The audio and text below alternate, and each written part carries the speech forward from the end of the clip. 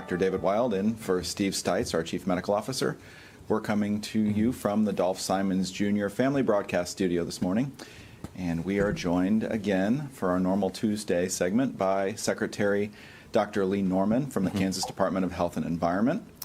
But first, Dr. Dana Hawkinson, our Medical Director of Infection Prevention and Control, is here with our numbers. How does it look today, Dana? Yeah, Hayes is holding steady. They have 3, but all of those are actives, none in that recovery period. But for us here at the health system, not getting worried, but there is concern. Yesterday we were at 12 active infections. We're at 13 active infections today, still 5 in the ICU, 2 on the ventilator, and then 12 in that recovery period. But again, at the end of last week, we had 8 active infections. We know that known cases, diagnosed cases, are going up in the United States.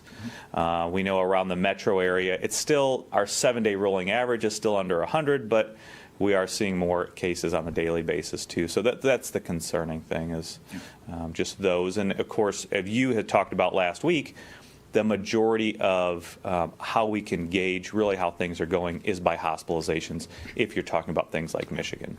Yeah. And this is in line, in fact, exactly in line with sort of our own internal forecasts for how many patients we would see in the hospital this week. So nothing alarming, I think you're right, but very possible that by the end of the week we could end up seeing doubling from where we were last week. And if that happened 2 weeks in a row, then we would start to be concerned. So, all right, before we jump into our discussion, are there any reporter questions this morning? Yeah, hi, this is Jonathan Shorman from the Star. I want to just kind of get to the elephant in the room on Johnson & Johnson and ask Dr. Norman if he does plan to request that vaccinators in Kansas suspend administration of the J&J vaccine for now. And also, if that is the case, if he can comment on kind of if that is how much of a setback that is to vaccination efforts at this time.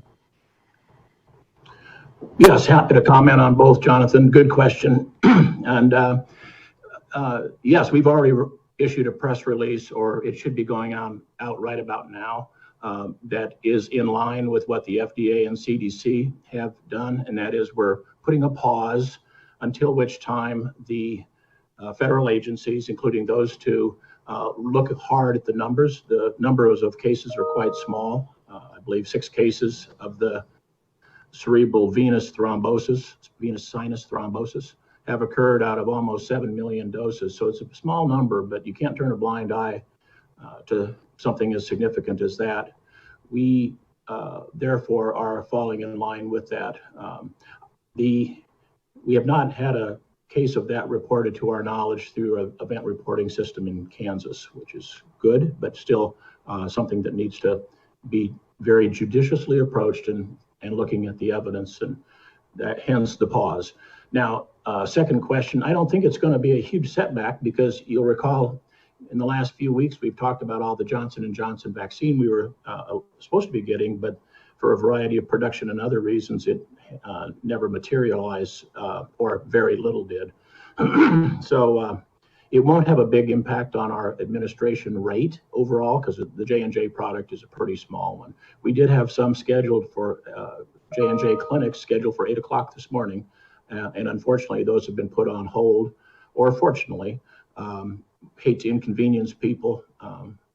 And of course, our recommendation will be to shift over and use the existing 2 products, which haven't shown to have any of these same complications that have been thought to perhaps be a problem for the Johnson & Johnson.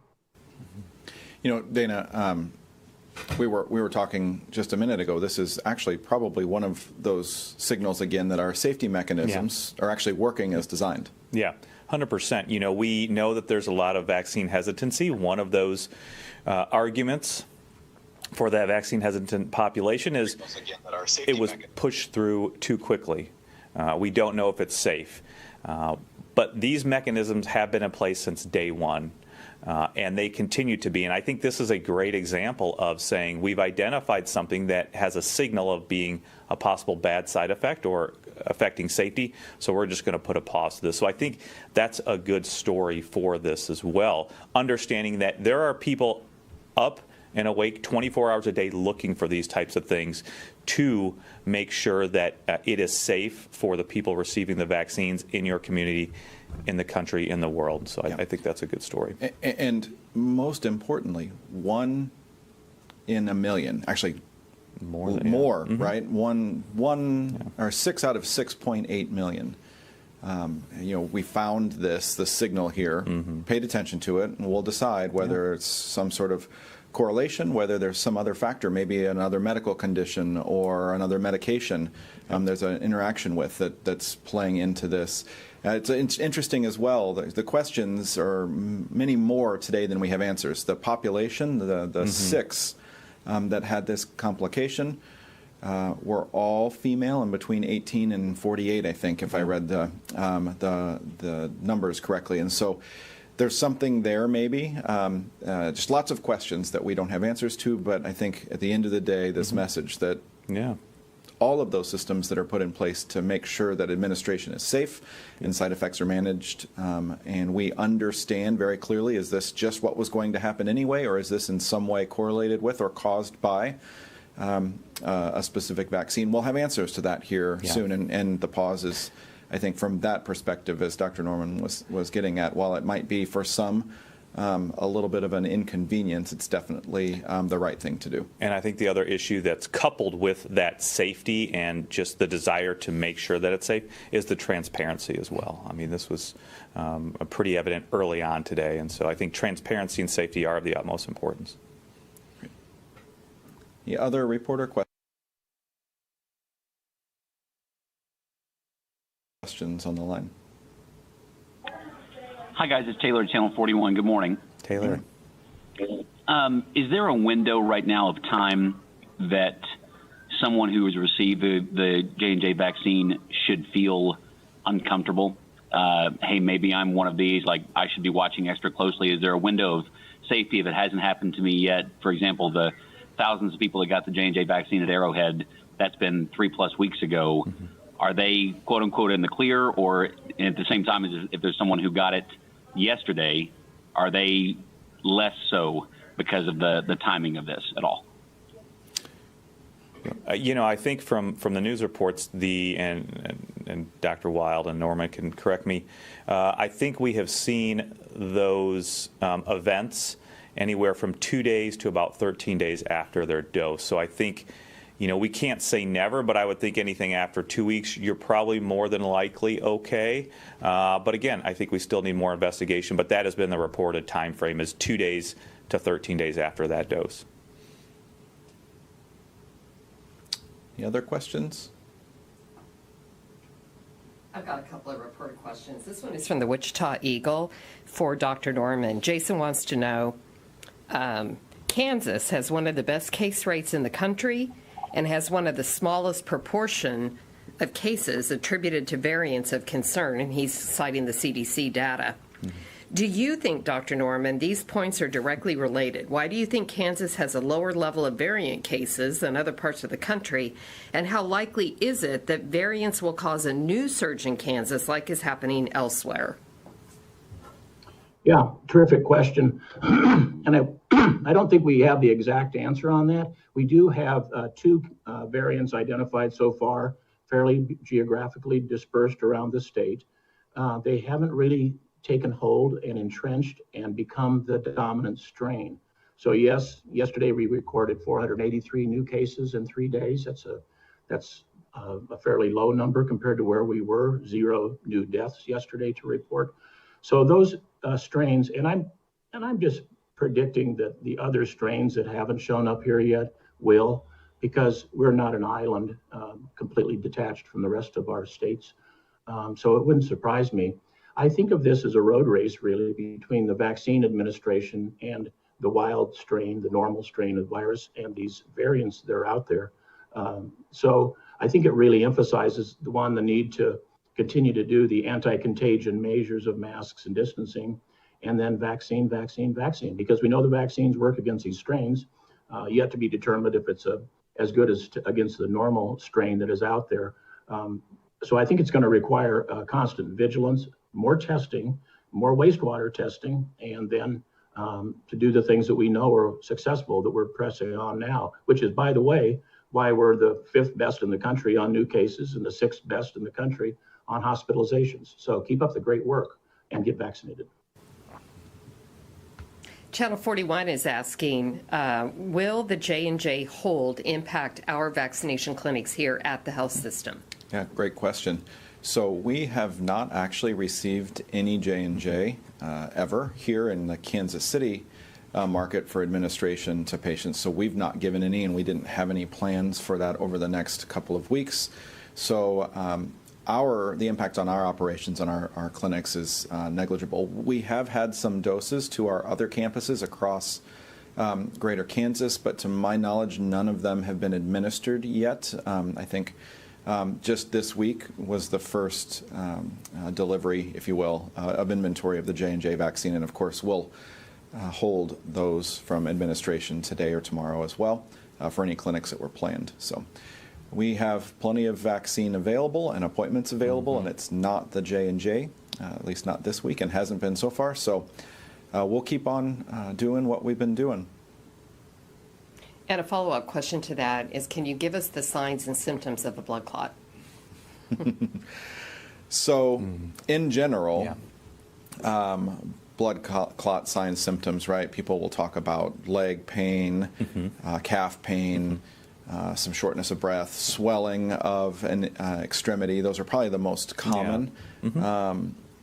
Interestingly enough, this is not, though, this sort of what we're describing here is not a blood clot in a leg, like a deep venous thrombosis as the blood clot that we're used to hearing so much about. So, Dana, do you want to take it and run with it from there? Yeah, I mean, the best that we can understand, just like you said, normal blood clots, we think about blood clots in the legs, so just calf, swelling, pain, like you said, or blood clots in the lung, shortness of breath, cough, maybe some chest pain.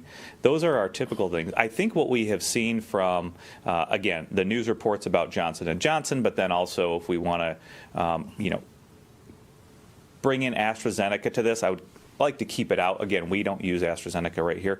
But a lot of the case reports, and again, I think a lot of that information is available on New England Journal of Medicine, showed that there was blood clotting in the veins within your skull base, the cavernous sinus, the venous cavernous sinus thrombosis. So I think a lot of that is going to be headache or pressure in your sinuses and around your head in that way.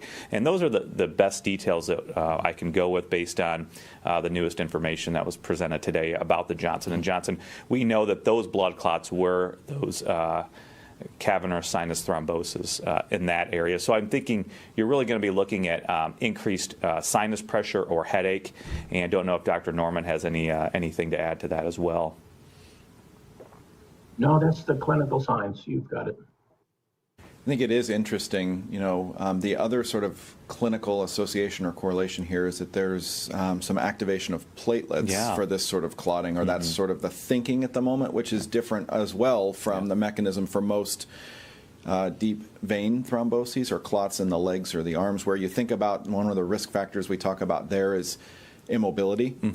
So whether you're bedbound in the hospital or you've heard about those blood clots for people flying long distances, for example, and not moving on the airplane, that's really because blood pools in the veins. This is different, and so, or at least this cavernous sinus thrombosis is a little bit different, the mechanism of all of this. And so we'll understand, I think, more as we dive into it. But I think it will be important to separate out, at this point at least, this is not looking like those symptoms of normal blood clots. That I say normal, those that we think about typical, in legs, for all those reasons that we're so familiar with. Yeah, we certainly know our colleague Dr. Alt in the advisory committee that he's on for the CDC and FDA is going to be working overtime today, and we know that they are investigating, the FDA, the CDC, everybody is investigating those cases right now. So. All right, and then I have a question from Donna Pittman with Channel 9, and she sent us a little bit of video. She said that she's wondering about these new strapless N95 masks. She wants to know, are you familiar with them? It's supposed to seal around your face, and it's supposed to help also with fogging. And she wants to know, what do you think? What does the panel think about these masks? Yeah, so I did a little bit of digging because this question came up recently as well. this is not, first, it's not something that we have any experience with here in our system, so can't speak from direct experience. It does have a NIOSH approval, which is sort of the one of the safety approvals that would say that this is a device that provides respiratory protection. But it's also noted that the FDA has not approved it, and it has an EUA, an emergency use authorization, ability to be used in healthcare spaces. The concept of sealing off and preventing fogging and being more comfortable, those all sound like good things, but we don't have any experience, and I'm not sure that there's a lot of real-world experience in the healthcare environment based on the information that's available about the product. I don't know, Dr. Norman, have you seen or heard anything about this in other areas? We haven't changed our guidance based on this yet because we do want to know what the FDA says and further testing. You know, the masks can be tested for the amount of air movement across them. We did that early on a year ago with a lot of the shabby products actually that were flooding our market. And you heard me maybe a year ago talk about this, that some of them were so lousy they wouldn't even make a good coffee filter, let alone a good air filter. And we can measure that. So we're waiting to know what the result of that testing is. I think for now, if it's primarily for the use of preventing fogging of glasses, which I can appreciate, of course, put another mask over the top of it, because that will still then give you the protection of against the movement of air, and it'll prevent your fogging of glasses without having to rely on the adhesive one to prevent you from transmitting or receiving the virus. Yeah, I think another important thing to remember is we want to make sure that there's a tight fit and seal around the edges. If you remember, the CDC had kind of published different guidance on can you use two masks. You certainly can. But the big point of that guidance was to say it needs to be better fitting and tight fitting to block expression of virus out into the environment. So. All right, that is all the media questions that I have, if there's no more media on the line.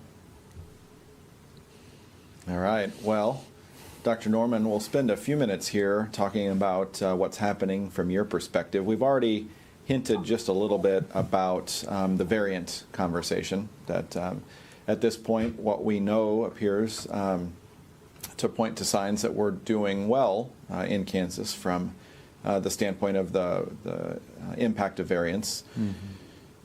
How much, though, does the potential for further variant spread in our community, how much does that concern you?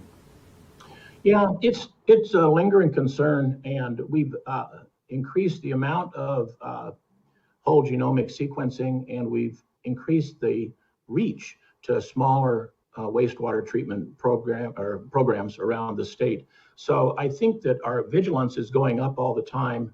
It's reassuring that we haven't seen a marked uptick. To the contrary, in some communities, we see it continuing to drop.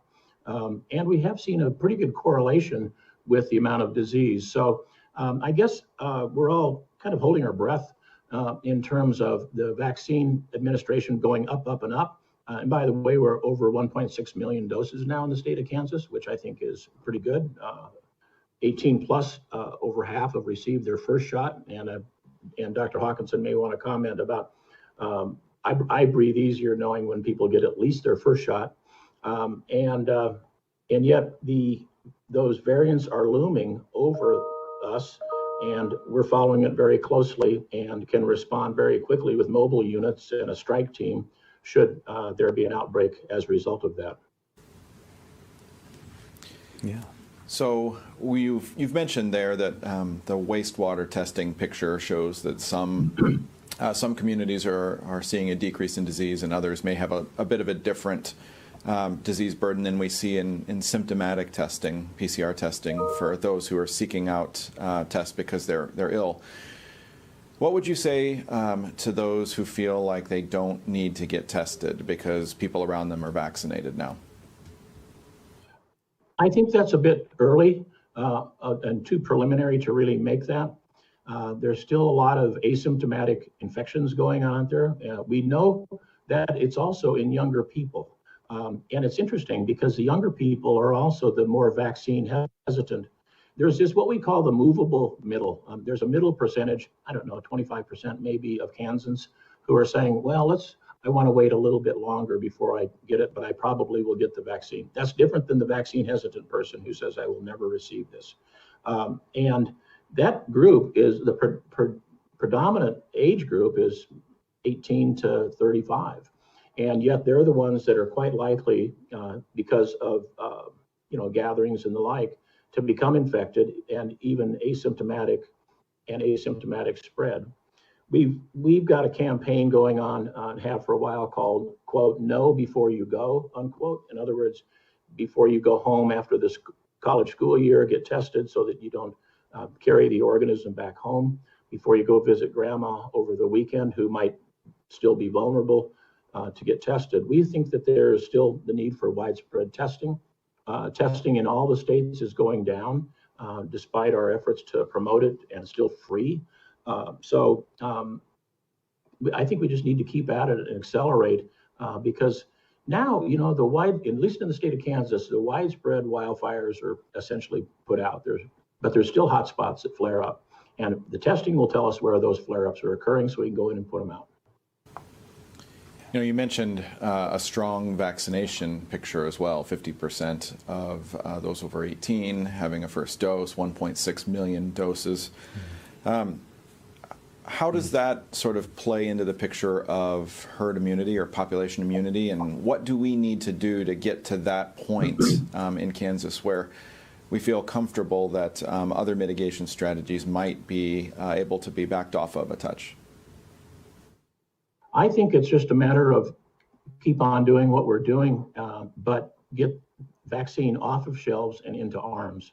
And we're at kind of an important inflection point right now, I think, in that we, even a few weeks ago, the demand was markedly outstripping the supply. And as you pointed out, David, you've got vaccine available and you want to put it into people's arms. That is occurring statewide. We've had a number, 50 vaccinating sites that say they have open vaccine appointments and have not requested allocation of vaccine for a week or 2 weeks. In other words, taking a pause in the vaccine allocation, which is okay, because we want to not have it sit on shelves so we can reallocate to those counties, for example, that have continued strong demand. But the demand isn't universally strong throughout the state. I think that's a problem, because I know those areas where demand is not strong still has a lot of people who should be vaccinated. So if I had one message, it's do whatever we can do as a medical and public health community to drive demand by making it easy for people to get vaccinated and emphasizing safety. And remember, they really believe they're medical providers more than anybody. The public does. So don't be shy about getting the word out. This J&J thing may be a speed bump that is going to cause us problems in terms of supply chain ultimately, but it shouldn't cause any hesitation in terms of the existing other two products that are out there. We have not seen these complications or any dominant complication in the Pfizer and Moderna. So go get vaccinated. I think another point about that is, if we're on the topic of herd immunity or population immunity, there was a very insightful question yesterday about, well, what if the children can't get vaccinated yet? So they are working on studies to look at safety and efficacy in children. But I think that was a very insightful question, because population immunity is based on what? The amount of people that are susceptible and can spread the disease. And we certainly know children can spread the disease and are susceptible to the disease as well. So you are keeping a whole segment of the population out. That's why it's even more incumbent upon the adults, upon those 16 and above, to get vaccinated now while they can. On the topic of vaccines and what you can and can't do, or how you act after them, one of the questions that we're getting frequently is not about what is safe to do or what not, but instead, do I need to prove that I'm vaccinated? Do I need to take my vaccine card with me if I'm going to a restaurant or traveling? Dr. Norman, does the state have thoughts around COVID passports or vaccine passports or any other sort of documentation requirements about how people need to think about proving they're vaccinated? We're watching this discussion unfold, and there could be arguments for both sides, obviously. We think it's a mistake to necessarily throw the doors open and say, well, if you tell me you've been vaccinated, then then there's no chance of disease transmission. We know that that's not the case. None of the vaccines are 100% effective in preventing infection for the great period of time. We do know that cohorts and families that are entirely vaccinated are less likely to catch the illness. But we have not taken any steps to making a vaccine passport. Now, there might well be businesses, such as cruise lines, for example, that require that of their own staff and people who are vacationers on those ships. But we have not taken those steps in the state of Kansas yet. All right. Jill, let's get a couple of questions from the community this morning. Yeah, I'm going to start with Kim. She says, can you clear up for people when they get together after the first vaccine, Moderna or Pfizer? She said, I was told the first vaccination is for preventing and the second is to prolong the effectiveness. So if you get the first vaccine, can you meet up with people? No, I think that that information is a little bit misguided. Mm-hmm. All of the guidance that has been re-released or updated is based on really 2 weeks after that second dose of vaccine for Moderna and Pfizer, or if you've got Johnson & Johnson, 2 weeks after that dose of Johnson & Johnson. That is when you have optimal immunity, and so far from what we know from the studies, the optimal durability as well. We know that during that first dose, you start to prime your immune system to identify the virus if you encounter it.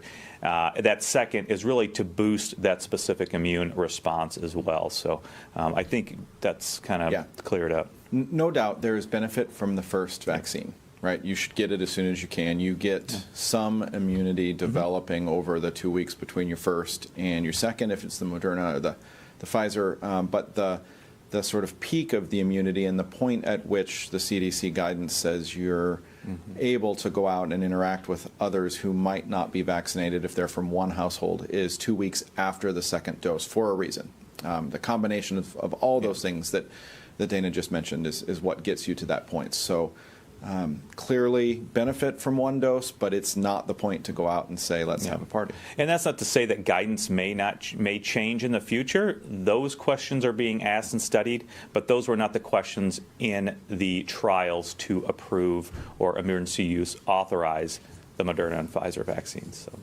John asks, is the AstraZeneca vaccine in Europe being investigated for blood clots? I think it has been.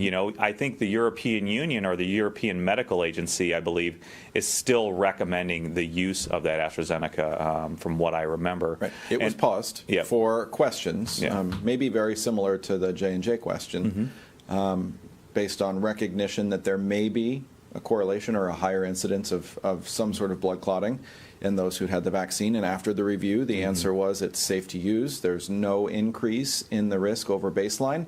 The reporting systems did a great job of reporting blood clots in those who had their vaccines. And when we got to the bottom line, looking at the rate of those blood clots in the community in Europe versus those who've had the vaccine, there was no difference. And the vaccine was recommended to be continued as part of their rollout plan. So maybe similar to what we'll see here. Time will tell. But there were for sure questions, and the proof at the end of the day was that this was just what was going to happen anyway. Yeah, and I don't remember if some of the countries have only advocated for use in certain populations or restricting it to others, about based on age or gender or anything like that. But overall, it's still in use and still recommended by the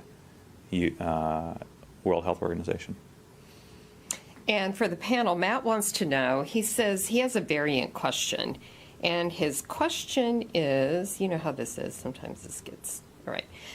All the variants are B lineage except for the P lineage coming out of Brazil. How can a variant come from a different lineage? Science class.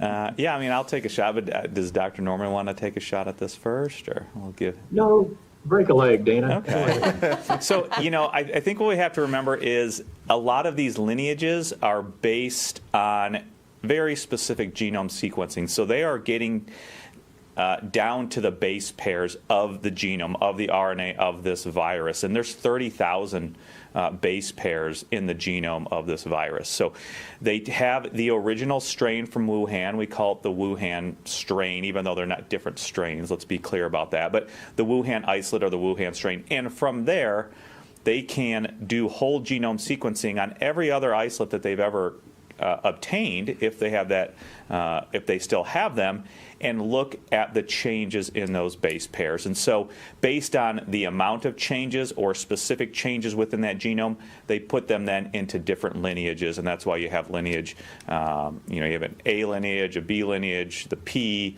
and then it's B1, B2, or P1, P2. Basically, it is just based on really those specific changes within the genome down to the level of the base pairs in the RNA genome. And that's how they do that, basically. I think the last question, especially since Dr. Norman has like 2 minutes, a lot of people, they just really are concerned about the Johnson & Johnson news today. They're asking questions like, why women? Is it because maybe they're on birth control and taking other medication? Isaac's wanting to know, do you think that this is going to make it difficult to get vaccine hesitant people to go ahead and get the vaccine? So maybe just some kind of discussion around why are the blood clots happening in the head? They want you to tell them that too. Mm-hmm. All right, Dr. Norman, you want to tackle all those in a minute? I'll tackle all of those but one. Yes, it does make it more difficult, and I can fully understand why people who are somewhat riding the fence anyway would take a pause to reconsider whether they should get it. I mean, that's a normal, informed human response. It does make it a problem for our vaccine rollout because, for example, when the Johnson & Johnson product first came out, you'll recall it was ostensibly a little bit less effective. And then later on, because it was one dose, it became everybody's darling. So it means that we have to do more and more fine tuning and customization. You know, the big mass vaccine clinics, at least in Kansas, are mostly behind us now. I know that there could be still some, multi-thousand dose clinics that are offered, and we'll do that. But we have populations, for example, that don't want a vaccine that was grown in fetal stem cells, for example. Okay, so then we have to adjust to use one of the other vaccines. There are people that now that I suspect that we'll probably ride through this with J&J, but time will tell. It means that people are starting to have more and more opinion. It used to be, I'll take whatever vaccine you can give me and I'll take it as soon as I can. And now people are starting to have more opinions, and I think that's fine. It brings up questions that must be answered. The question about the central venous thrombosis and that venous complex of veins deep in the brain that Dr. Hawkinson mentioned, I don't know why it would have a particular propensity for that venous system as opposed to the Dr. Weil talked about in the legs and the other extremities and whatnot. I don't have a good explanation for that. Maybe the examination team, maybe that at the FDA and CDC, maybe the scientists that go along with that, maybe they'll come out with something. Yeah. Thanks for those answers, Dr. Norman. I know we need to give you the opportunity to make an exit here very shortly. Anything else you'd like to share before you leave us? And you guys might want to comment. I know Dana knows more about it than I do. And that is that these monoclonal antibodies that we've been using with a great deal of success, I think, now there's some new information coming out about the monoclonal antibody cocktail, quote unquote, the Regeneron, and probably soon to follow other products that have been shown to be effective in preventing infection in people that are living with somebody with an active infection. So the way I think about it in context is, and where will this fit in? I'm not sure yet, but people can get a subcutaneous, so it's just an under the skin type antibody administration, not IV, to prevent them. It prevented 81% of the people from getting infected, which would normally expect higher transmission. So these monoclonal antibodies may indeed have a place for the prevention of COVID-19 in people that, because of exposures, are very high risk. We'll have to get back to you later on the details of that, but Dana may have a comment on that, I'm not sure. Yeah, I think it's good news. We are giving the monoclonal antibodies now across the nation. There's just a problem with access and the ability to get to that infusion center. Also, again, these are for active disease. So with the monoclonal antibodies, you really want to get within that first week of symptoms. This, as Dr. Norman mentioned, was for prevention if you are living with someone. They showed that the IV formulation was pretty good at preventing nursing home infection. This is for other home household contacts, but just as he stated, it's not an IV. It is just a needle, and you get it under the skin. I think the important thing to remember here is, number one, are we going to be able to get the doses, and will there be good, ready access? But with that, I also think we really need tight control and regulation over those, as well as good surveillance about what variants are going on in your community. We saw that one of the monoclonal antibodies really doesn't have any effect now, and that was the initial Eli Lilly monoclonal antibody with just one. They have since added another antibody to that to create a double antibody cocktail, which looks to be effective. The Regeneron products still look to be effective against the variants, but as other variants come out, and I think we need continued surveillance to really understand what variants are circulating in the community, so you know that if you have activity against that particular variant that is causing the disease. But I hope this is one more step to, number one, preventing disease, to prevent hospitalization and death, but also preventing spread if you can get those household contacts to get this antibody, this subcutaneous or subdermal antibody treatment, again, to keep people well. And one more thing to help prevent the spread of disease. So. Yep, very important in the process. And I think good news, to be sure. Yeah. All right. Well, tomorrow we have Dr. Catherine Satterwhite, Regional Health Administrator for the U.S. Department of Health and Human Services. She'll give us a regional overview of infection and vaccination rates, plus offer her thoughts on vaccine passports and how to carry or care for your vaccination cards. As we wrap up, Dr. Norman, final thoughts? No, I think let's keep an eye on this J&J issue. It's going to unfold, I think, relatively quickly. The one thing that I want to be able to answer people, and I just don't have it right now yet, is if they were scheduled, because we have so many different kinds of vaccination sites, pharmacies and health departments and hospitals. I think the thing that'll be tough to manage is if those people out there have J&J appointments and they are put on pause, can we be nimble and respond with a Pfizer or Moderna vaccine for those who want it? So just keep an eye out, call the vaccinating site or the sponsoring entity and see. I would like to be able to pivot and vaccinate those people with either the Pfizer or the Moderna if they're willing to accept it. So we'll give it that shot. No pun intended. Thank you, sir. We have a lot of questions still, and so I want to make a promise that we'll get to these tomorrow since we're wrapping up. But I do know one thing that maybe you could talk about in your closing remarks. A lot of people asking about masking after they've had the vaccine. Yeah. Some people have had transplant. They want to know, we're both vaccinated. Does my husband still need to wear a mask? If you could just talk about masking and vaccine, I think that would address a lot of the questions. Yeah, I mean, I think to start with those specific questions about transplant or medical conditions, please talk with your medical team. As an overall guidance about those that are vaccinated, we still recommend masking and doing those things. We know that there has been updated guidance based on people who are fully vaccinated, again, which is 2 weeks after the second dose of Moderna and Pfizer, or 2 weeks after the dose of Johnson & Johnson.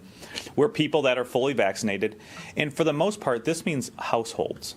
Correct. So it's not just the two people, but if there are kids in there, then you would consider really that household not to be fully vaccinated. But people are still going out and doing those things, even if the rest of the household is not vaccinated, if that individual is vaccinated. But the guidance is that you are able to, if both people or both parties are fully vaccinated, you can meet without masks. If you go to someone who's not fully vaccinated to their house, you are able to meet with one household that is not fully vaccinated, provided that there is not somebody at high risk of disease there. So we still have to do the masking.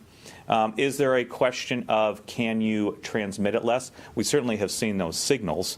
Right now there is a study underway of, I believe, 12,000 college students across 20 universities or more, looking to answer that specific question. So the study design is specifically looking to answer, if you have been vaccinated, can you still transmit the virus? Again, they're enrolling it now. I don't know when the full data will be out, but they are looking at answering that question.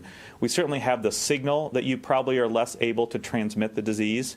And we know your overall spectrum of disease is going to be much less if you are vaccinated. You probably won't get as many symptoms or as bad, and we know you will be protected from hospitalization, severe illness, and death compared to if you weren't vaccinated. So again, that is why we still need to do the masking. We suspect you can probably transmit it less, but we don't know the full answer to that question. That question will be answered in the near future. Yeah. You know, I think to further reinforce this, even if you individually are vaccinated, because only half of the adult population in Kansas has received a single vaccine yet, what we are seeing today is that every one person who's infected in Kansas is infecting just over one other. It's why disease continues at about the same rate, with a few, maybe more each day than we had seen before. Just a way of saying disease is not contracting in our community. And until we really start to see that, that's the marker, or that sort of herd immunity or population-based vaccine immunity is at the point where we can start to remove things like masking. We're going to keep needing those other interventions, especially in public. Now, the guidance of course, a group that is completely vaccinated, gathering without a mask is very fair. But in the big picture, we're still seeing each infected person infect at least one, and actually slightly more than one other. And so disease continues to be transmitted at exactly the same rates, not falling in our community. And so that really, at the end of the day, is the big picture. Yes, right, individually in your own controlled environment, right, small groups where you know everyone has been vaccinated, gathering without a mask is safe. But in the big picture, we don't know that when we go into a restaurant, or we don't know that when we go to a soccer game, or you name it, right, interacting with lots of different households. So that's, I think, the best guidance we have to offer at this point. We'll get there. There is absolutely an impact individually and collectively to our community from vaccination. We're just not quite at the let's remove the other intervention threshold yet, based on the number of people in our state. So, all right, well, as we close today, we have 6,500 opportunities to get a vaccine here in our system, and another 6,000 doses coming this week. There are 3 ways for you to book an appointment if you're interested in receiving vaccine here this week. If you're a patient, you can always book through your MyChart account. If you've not been a patient here before, or if you don't have MyChart set up, you can always go to our website, kansashealthsystem.com/vaccine. Or if you prefer to call us, our team would be happy to help. The number to our call center is 913-588-1227. And with that, have a great week, safe day today, and we'll see you here tomorrow.